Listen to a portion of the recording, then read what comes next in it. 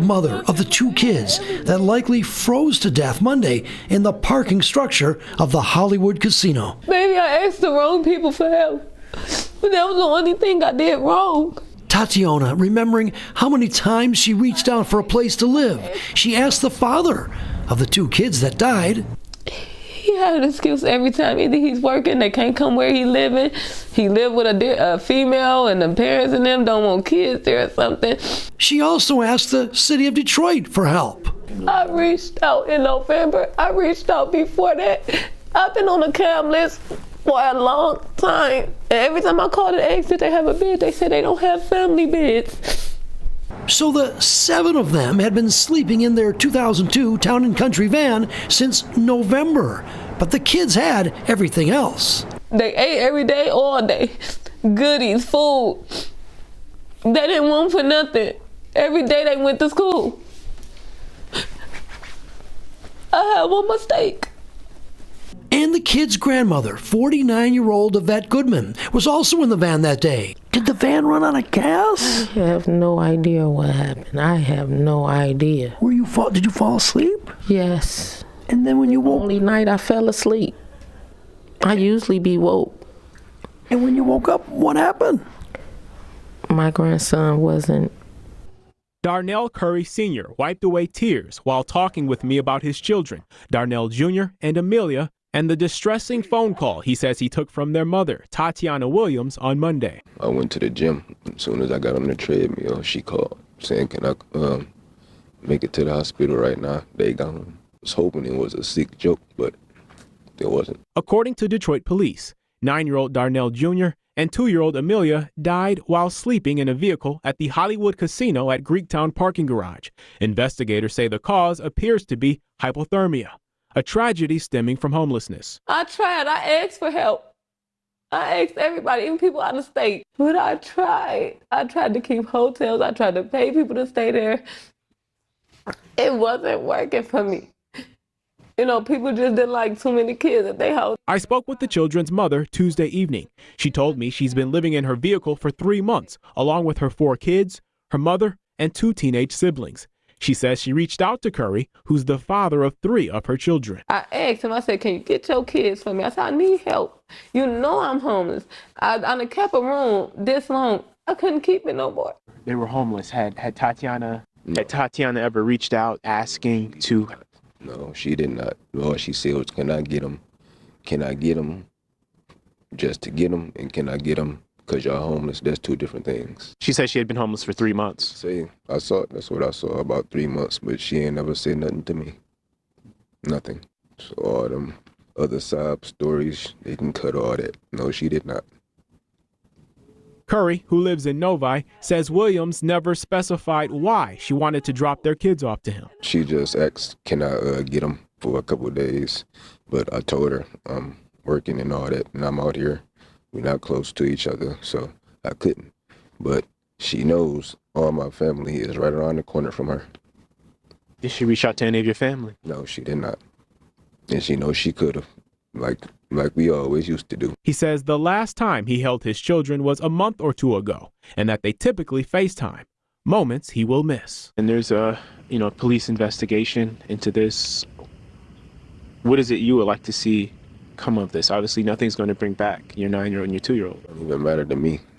Can't get them back. The Negro family in the United States, and the chapter is the matriarchy. As a rule, the mothers show a strong attachment for their children. This is evident even in the young mothers whose offspring could be mistaken for younger brothers or sisters, and frankly are regarded as such. In fact, in this world, and this is the vital part. Where intimate and personal relations count for so much, the relation between mother and child is the most vital and is generally recognized as the most fundamental. The rumor that even a starving mother was giving up her children was received by some women as an unpardonable crime against the natural dictates of the human heart. And that's basically what we saw with that woman in the van parked in that garage with her children. Now, she could have dropped those kids off. She could have put them in foster care. She could have put them up for adoption. She could have given them to the family of the man. She could have drove to where the man was and dropped the kids off. Even with him, she only wanted him to have them for a couple of days. She wanted to move them around. She did not want to give up her children. Now, part of that could be selfishness because she could have been getting some money. I don't know. But I think a big part of that is this. Even a starving mother would not give up her child because she's going to be looked down upon. That's why. Even a starving mother will be looked down upon by the black community, by black women. And that's part of the problem that black women have. And this comes out of slavery. This comes out of slavery, Jim Crow, and whatnot, and it's still with us. This is how women feel about their children. That's how come normally when I see a woman that's giving up her child, normally she's not black. But I hear a lot of guys that the wife's just left and she just left the kid with me and didn't look back. So 9 times out of 10, she's white. And that's probably a mixed child. And so she will just leave the kid with the father rather than take the kid with her. Now, you don't see it in reverse for a black woman that has a kid by a white guy. That woman is not going to leave that kid with that man. It's because of the sisterhood. The sisterhood says that you are less than a woman if you abandon your kids, if you leave your kids. I don't care how bad it is. You can be homeless. This woman was homeless. She would be looked down upon by giving up her kids to the state, to the father's family. She'd rather those kids freeze to death in that van than those small children, and these children were small. I think one was like 8 or 9, and the other one was like 2. As a 2-year-old be homeless in a van when that 2-year-old could have been dropped off anywhere. The 2-year-old could have been in foster care anywhere. The 2-year-old could have been adopted. So a lot of things that could have happened. And you heard what the father said. That she had tons of options that she didn't exercise. Tons of options that she didn't exercise. He was in a town over and he said he couldn't take her because he works 80 hours a week. But his family was there. She never said anything about her family. And people wonder why this kind of stuff happens. It happens because, as Joy DeGruy says, this is post-traumatic slave syndrome. This is the culture that is left over from the slave experience and the way that the slave household was set up. It's still with us. That's why it's upside down. And we cannot get rid of it is because black women do not want to let it go. Whatever it is about this particular culture, this particular matriarchal culture, black women hold on to it with a ferocity that the world has never seen. They'd rather it fail, they'd rather it burn down, just like with these kids in that van is a very poignant example of the fierceness that black men hold on to this matriarchy, this feeling as a matriarch. I'd rather the children die than me give them up. I'd rather the children die than me give up the position as mother over these kids. And it is sad. And I feel for those children. I feel for the family of those children that had to get to this one, especially in this modern society. And she didn't live in a small town. She lived in a big city. She could have dropped those kids off at a fire station, at a police station.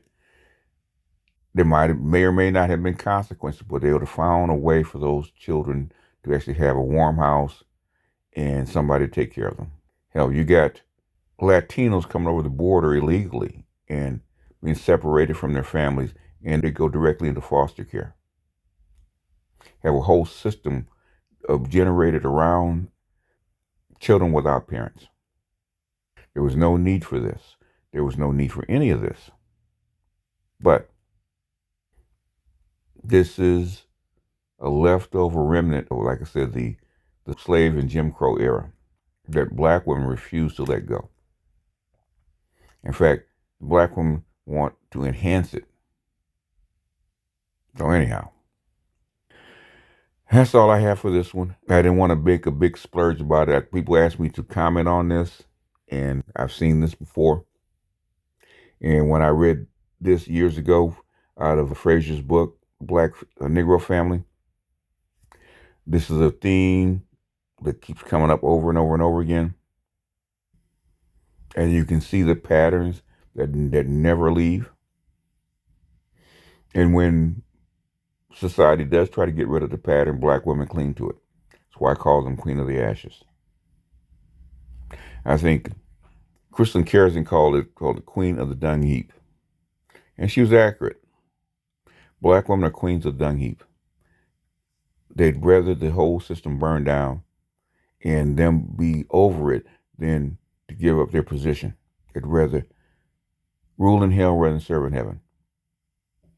Anyhow, that's all I got for you guys. This is BG out, and I'll see you guys on the next one. Peace.